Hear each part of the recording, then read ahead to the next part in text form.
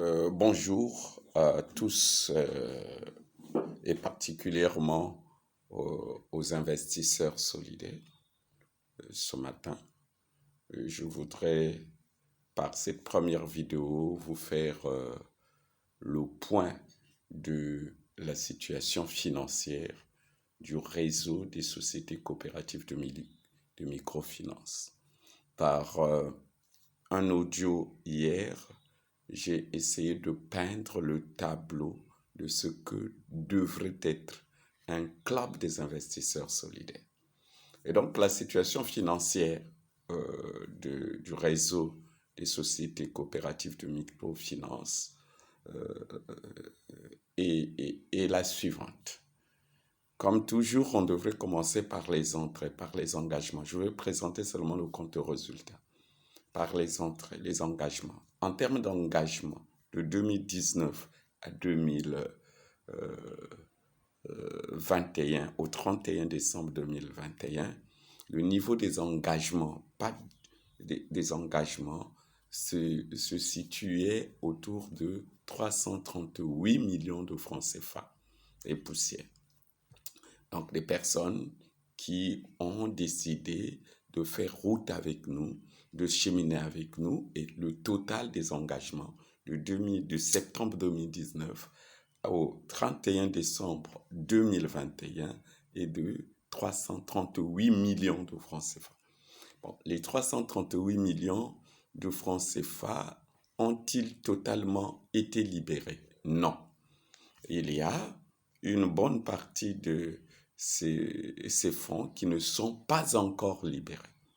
Donc, en 1961 millions, 39 millions du 31 décembre au 31 septembre au 31 décembre 2019 et du 1er janvier 2020 au 31 décembre 2020, on a libéré 61 millions et du 1er janvier 2021 au 31 janvier 2021, on a libéré moins de 22 millions de francs CFA.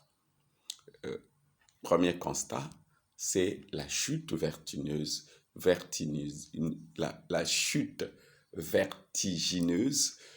des cotisations des membres. Donc, vous voyez qu'on part de 31 millions en une demi-année,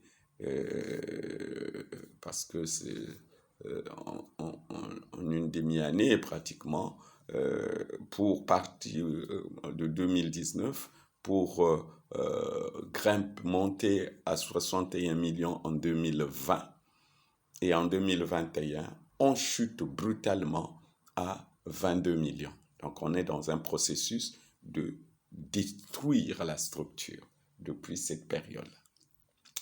Alors, ça, c'est du point de vue des entrées. Les entrées, au-delà des cotisations de membres, nous avions une autre source des entrées. Ça a été généré par la COVID-19 qui nous a permis d'établir certains petits contrats avec les tailleurs pour qu'ils nous produisent des masques de protection contre la COVID-19. Et là aussi, ce marché a été aboli depuis que les masques ont été vulgarisés, importés et vendus sur le marché à des prix hors concurrence. Donc, on ne pouvait plus faire confiance aux masques artisanaux qui avaient une valeur monétique sur le marché beaucoup plus conséquente. La deuxième source, c'était de commencer timidement à faire les produits en partie de 2020 après l'introduction du dossier d'agrément. Et là, on a commencé avec les mini-crédits au grand marché de Pointe-Noire. On a fait quelques mini-crédits sur le marché total. On s'est rendu compte que c'est un produit à risque et on ne peut pas s'hasarder sur ce produit si on n'a pas un fonds rotatif assez conséquent et une équipe assez solide pour faire le suivi au quotidien de ce travail. Et donc, nous avions essayé de revisiter notre position et il fallait aller vers le marché des salariés du secteur privé et du secteur public pour qu'on domicile les salaires. Et là, ça a bien explosé à partir de fin 2020 jusqu'en 2021. Delta Force est venu, APSP est venu, Sogès est venu, l'ASCAB est venu booster notre marché. Et donc, nous sommes là sur une augmentation de la demande en produits et en services, mais de l'autre côté, la courbe des fonds propres est en train de baisser, voyez-vous, de 70 millions, on tombe jusqu'à 22 millions au titre de l'année 2021. Je ne sais pas combien on aura en 2000 jusqu'à aujourd'hui. Je ne suis pas sûr qu'on a dépassé 2 millions ou 1 million en fonds propres. Donc, voyez-vous qu'on se retrouve devant une situation où il nous faut beaucoup d'intelligence pour augmenter les fonds propres de développement des produits et des services. En termes de... ça, c'est... en termes de produits, donc, on peut dire qu'on commence les produits en fin 2020 pour 8 millions à peu près 600 et en 2021, on bascule à 28 millions de francs CFA en produits et en produits. Ce qui fait que la courbe est en pleine croissance. Nous aurions fait plus si nous avions un fonds rotatif assez conséquent pour satisfaire la demande pressante aujourd'hui sur des salariés ou alors diversifier nos produits en achetant des cartes monétiques, en achetant par exemple des cartes Visa, etc., que nous pouvons aujourd'hui mettre sur le marché et gagner 7 500 par carte monétique. Donc, nous sommes devant une belle opportunité, des bonnes opportunités, mais il nous manque simplement de l'argent pour enclencher un véritable processus de développement. Sachez qu'on ne fait pas la banque avec 1 million, 2 millions, non.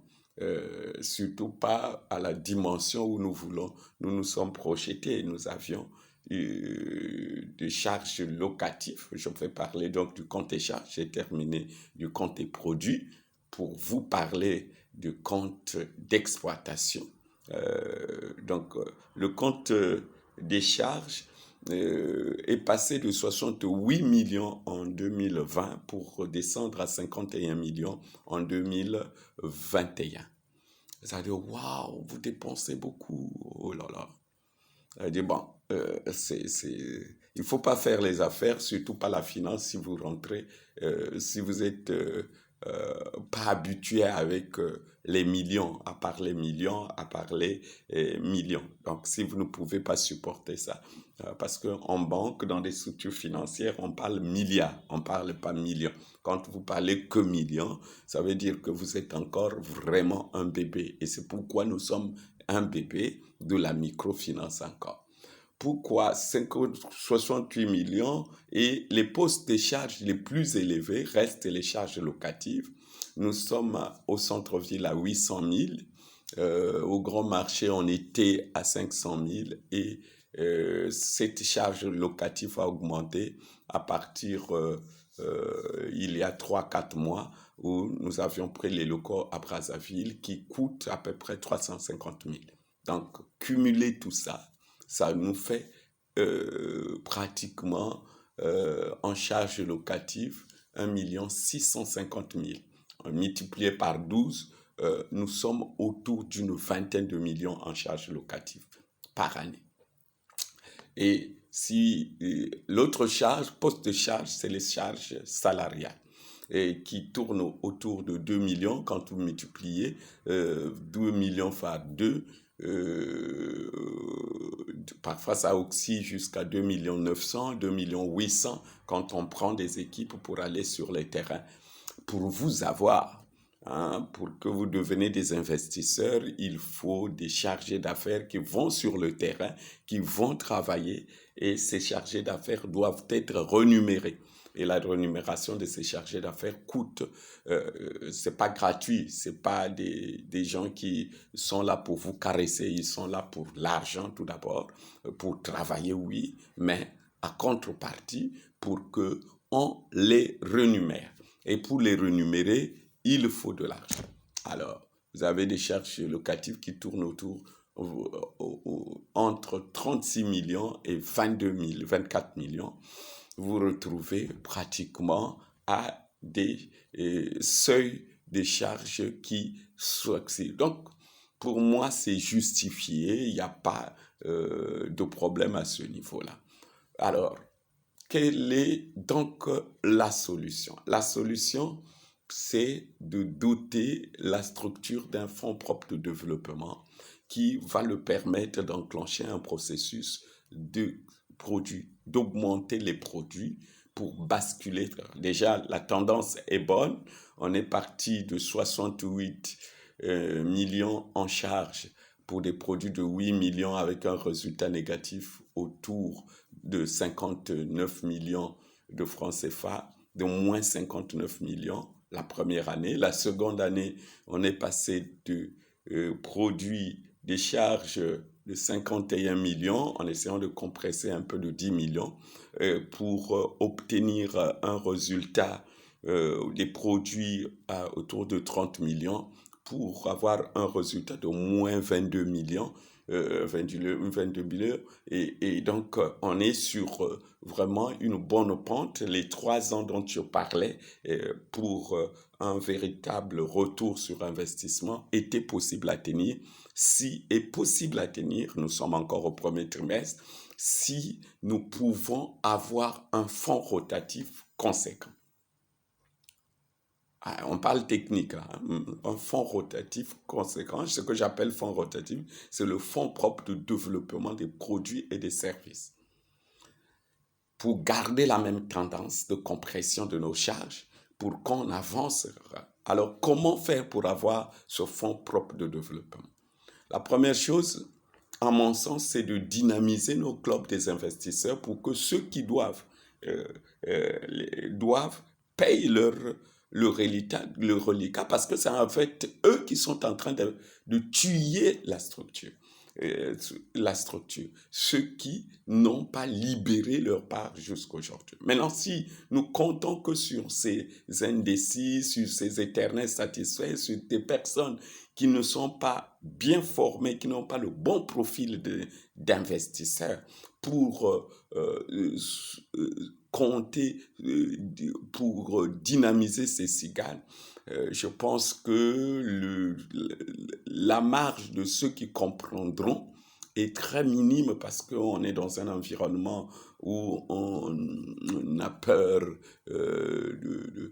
on pense toujours négatif, on a peur du risque, on a peur de perdre de l'argent parce qu'on estime qu'on va enrichir M. Dourou. C'est malheureux. Nous, on est des entrepreneurs, on a l'endurance qu'il faut pour devenir riche. Moi, je ne me gêne pas de devenir millionnaire, milliardaire demain, je le serai. Avec ou sans vous, c'est une courbe de la vie qui devient pratiquement irréversible, malheureusement. Et vous devrez s'accrocher à moi pour y devenir. Si vous ne voulez devenir milliardaire, millionnaire demain, je pense que le chemin, il est là. Il faut, au lieu d'être haineux vis-à-vis de la personne qui vous a ouvert c'est mieux d'entrer sur le et de le suivre. Vous n'avez pas une autre possibilité que de passer par là. De passer par là parce que vous y êtes là et vous pouvez devenir en apprenant parce que j'ai traversé des moments que vous ne pouvez pas accepter de passer. Et peut-être Et ce sont ces moments difficiles que j'ai traversés, que nous avions traversés, qui ont forgé en moi un caractère d'entrepreneur, de leader entrepreneurial, l'endurance émotionnelle, l'endurance physique, l'endurance financière. Il faut traverser par là pour et accepter ces difficultés, ces échecs au début pour que vous appreniez beaucoup dans l'entrepreneuriat. Donc ça c'est la première des choses, c'est dynamiser donc les cigales. À défaut, c'est de doter notre structure de fonds propres, des fonds propres autogérés. Ces fonds propres, nous pouvons procéder par des emprunts. Les emprunts bancaires, mais avec les banques commerciales de la place, pour une jeune structure qui vient de commencer, c'est pas évident parce que nous n'avions pas à leur présenter de la garantie réelle. Le troisième, ce serait des emprunts sur, comment je peux dire, auprès des investisseurs structurés, ceux qui ont le profil déjà des sociétés de capital et risque. Là, il faut se faire accompagner par des structures assez aguerries qui ont des capacités de levée de fonds, qui ont une certaine expérience dans la levée de fonds. Et l'ouverture du capital, si possible. Ah ben, la vente des obligations et des titres auprès des personnes. Et nous avions pensé faire des dépôts à terme également, c'est-à-dire faire des placements renumérés à 9%, 12% et 20% pour des périodes de 6 mois, 12 mois et une année. Et ça pourrait faire de telle sorte qu'on augmente le fonds propre de développement des produits et des services pour pallier à la difficulté que nous traversons, celle de tarissement quasi général des apports des membres. Voilà les informations que je pouvais mettre à votre disposition. Mais tout ça, une entreprise vend des services, vend des produits. Et les premiers consommateurs de nos produits, de nos services, ce sont tout d'abord nos membres coopérateurs, nous-mêmes les investisseurs solidaires. Alors, si nous, on est incapable d'avoir un compte bancaire, nous sommes plus d'une centaine aujourd'hui, près de 200 aujourd'hui, mais les investisseurs n'ont pas des comptes tout d'abord dans leur propre... C'est comme quelqu'un qui est tailleur lui-même, mais il fait coudre ses habits auprès des uns d'autres. C'est qu'il ne fait pas confiance tout d'abord à sa propre structure. Donc, nous avions une structure financière, il y a des pharmacies, il y a des pharmaciens qui sont des investisseurs, donc, il y a des opérateurs économiques, il y a les salariés du secteur privé et du secteur public, mais personne n'a un compte au niveau de sa propre structure. Et il croit venir contrôler la structure dont il n'a pas lui-même confiance. Bon, parfois, par respect pour certaines personnes, je laisse passer certaines choses. Flexibilité oblige pour mutualiser, pour faire un effort de ration. Pour moi, vous ne portez pas le projet, vous voulez la détruire. Il y a à peine 2 ou 3, 4 personnes qui ont des comptes. Et ce n'est pas aussi le fait d'avoir un compte, mais il faut le nourrir. Parce que si vous aviez un compte épargne, vous avez un compte que vous approvisionnez, on ne dit pas que vous allez prendre toute votre ressource financière que vous aviez placée dans les grandes banques, que vous allez amener, mais le minima possible.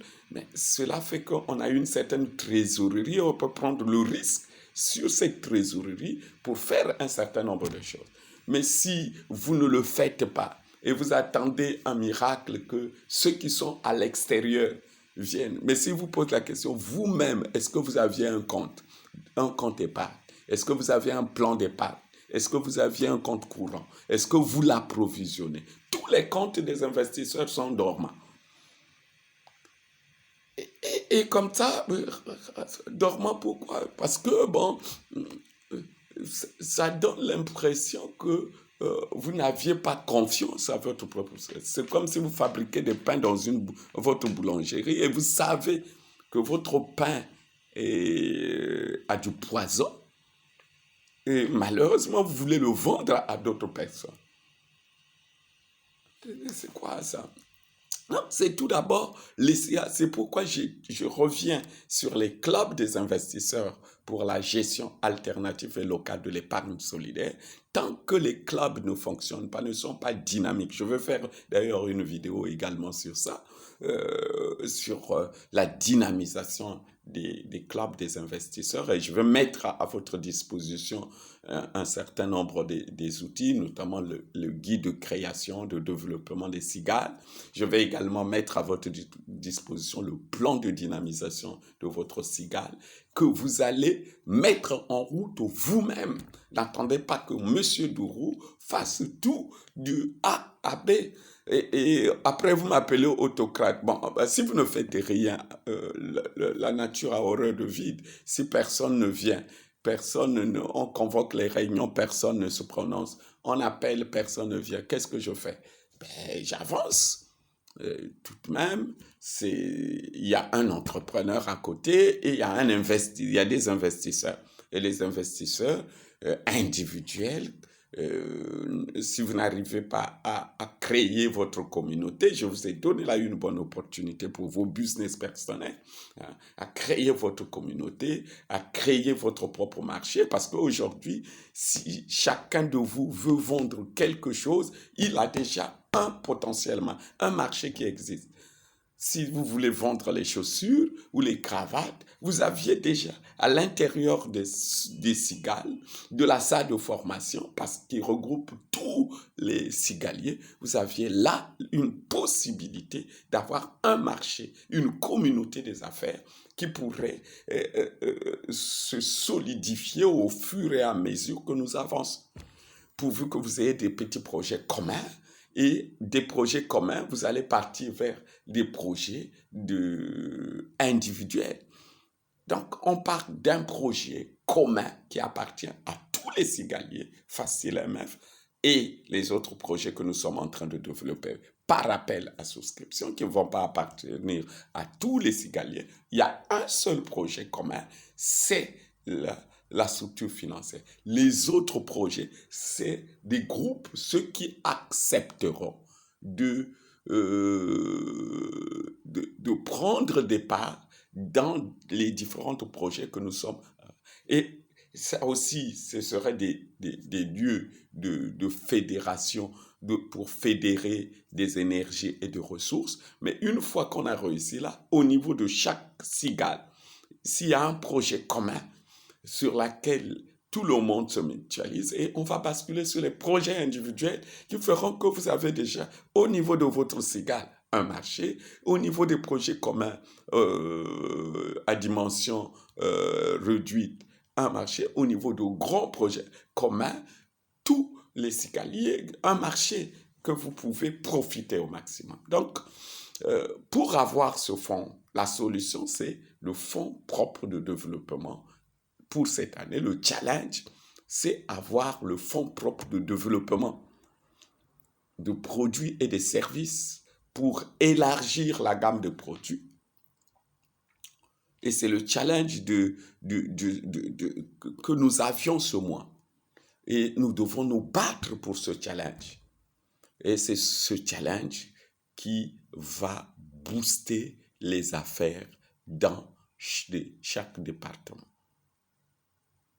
De booster les affaires dans chaque cigale. C'est ce challenge, une fois acquis que nous avions un fonds propre de développement conséquent, c'est en ce moment-là que nous allons réussir. Et le conseil d'administration a décidé donc que tous les investisseurs qui ont l'argent peuvent se joindre à un groupe de 7 déjà qui ont accepté d'apporter chacun 1 million pour que ensemble nous mettions en place le premier déclic du fonds propre de développement qui va nous permettre de lever des fonds beaucoup plus conséquents auprès des partenaires. Alors, merci beaucoup pour votre participation. Et à partir de là, je vais essayer de vous donner quelques explications sur la dynamisation de vos clubs des investisseurs. Dieu vous bénisse et qu'il vous garde, que ce projet avance et avance toujours sur le bon chemin. Merci à tous et bonne journée à vous.